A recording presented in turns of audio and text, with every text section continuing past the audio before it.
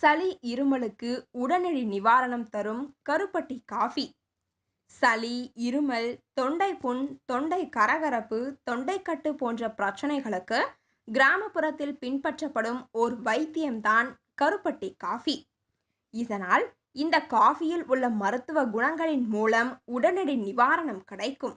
மேலும் உடலின் நோய் எதிர்ப்பு சக்தி அதிகரித்து புத்துணர்ச்சியை பெற முடியும்.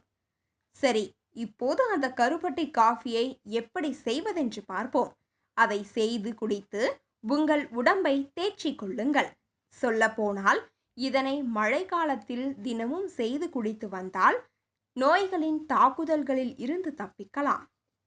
தேவையான பொருட்கள்: தண்ணீர் 1 கப், சுக்கு பொடி 1 டீஸ்பூன், கருப்பட்டி 1 டேபிள் ஸ்பூன், சுக்கு பொடிக்கு உலர்ந்த இஞ்சி மற்றும் சுக்கு தூள் 1/2 கப், மல்லி 2 டேபிள் ஸ்பூன், சீரகம் 1 டீஸ்பூன், மிளகு 1 டீஸ்பூன், பனங்கற்கண்டு 3 டேபிள் ஸ்பூன்.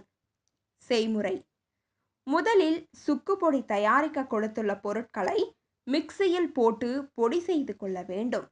பின் அதனை காற்று புகாத ஒரு டப்பாவில் போட்டுக்கொள்ள வேண்டும்.